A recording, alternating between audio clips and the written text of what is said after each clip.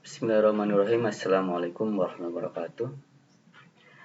Pada kesempatan kali ini kita akan membahas tentang hubungan hakikat manusia dengan pendidikan untuk mata kuliah dasar-dasar pendidikan. Ini merupakan materi kedua.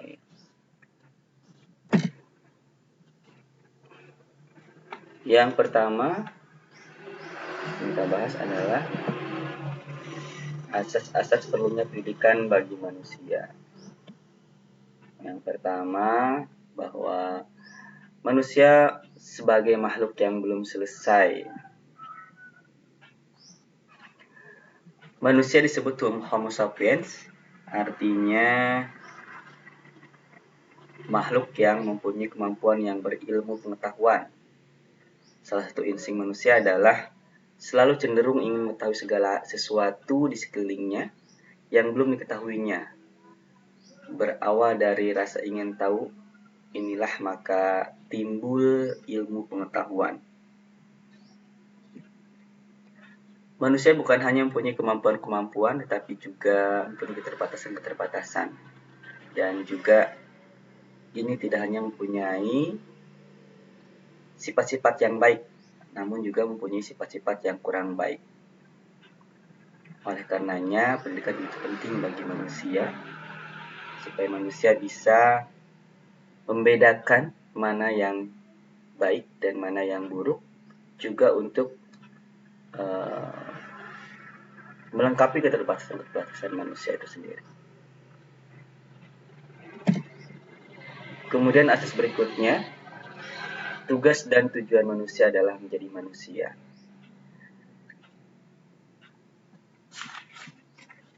Sejak kelahirannya, manusia memang adalah manusia, tetapi ia tidak secara otomatis menjadi manusia dalam arti dapat memenuhi berbagai aspek hakikat manusia. Sebagai pribadi, setiap orang memang otonom. Ia bebas menentukan pilihannya, tetapi bahwa bebas itu selalu berarti terikat pada nilai-nilai tertentu yang menjadi pilihannya. Dan dengan kebebasan itulah seorang pribadi wajib bertanggung jawab serta akan diminta pertanggungjawabannya. Andaikan seorang manusia menentukan pilihan dan upaya untuk tidak menjadi manusia atau tidak menunjukkan aspek-aspeknya sebagai manusia, maka manusia tersebut menurunkan martabatnya sebagai manusia dari tingkat human atau manusia ke tingkat yang lebih rendah atau mungkin ke tingkat hewan. Dan inilah yang menjadikan pentingnya pendidikan bagi manusia, supaya manusia bisa menyadari hakikatnya sebagai manusia dan menjadi manusia yang seutuhnya. Kemudian yang berikutnya, bahwa perkembangan manusia bersifat terbuka. Dalam kenyataan hidupnya, perkembangan manusia bersifat terbuka atau mengandung berbagai kemungkinan. Manusia berkembang sesuai kodrat dan martabat kemanusiaannya atau mampu menjadi manusia. Sebaliknya, mungkin pula ia berkembang ke arah yang kurang sesuai atau bahkan tidak sesuai dengan kodrat dan martabat kemanusiaannya. Saat dilahirkan, manusia belum mempunyai spesialisasi tertentu. Maka spesialisasinya itu harus diperoleh setelah ia lahir dalam perkembangan menuju kedewasaannya. Dan ini didapat melalui pendidikan, baik pendidikan dalam keluarga, masyarakat, dan dalam pendidikan formal atau di sekolah.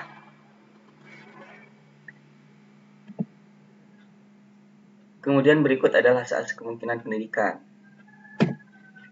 Yang pertama adalah asas potensialitas. Setiap potensi yang ada pada manusia memungkinkan ia akan mampu menjadi manusia. Tetapi untuk itu memerlukan suatu sebab, yaitu pendidikan. Contohnya, dalam aspek kesusilaan, manusia diharapkan mampu berperilaku sesuai dengan norma-norma moral dan nilai-nilai moral yang diakui.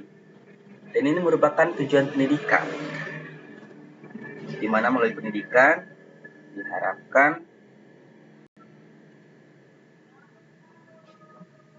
aspek-aspek sosial tersebut bisa dipenuhi oleh manusia.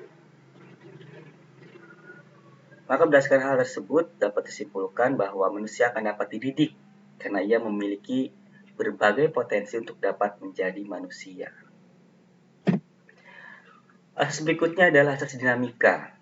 Manusia selalu aktif baik dalam aspek fisiologi maupun spiritualnya. Ia selalu menginginkan dan mengejar segala hal yang lebih dari apa yang telah ada atau yang telah dicapainya. Jika ditinjau dari sudut pendidikan dilakukan dalam rangka membantu manusia atau peserta didik agar menjadi manusia ideal. Di pihak lain, manusia itu sendiri memiliki dinamika untuk menjadi manusia ideal. Oleh karena itu, dimensi dinamika mengimplikasikan bahwa manusia akan dapat dididik.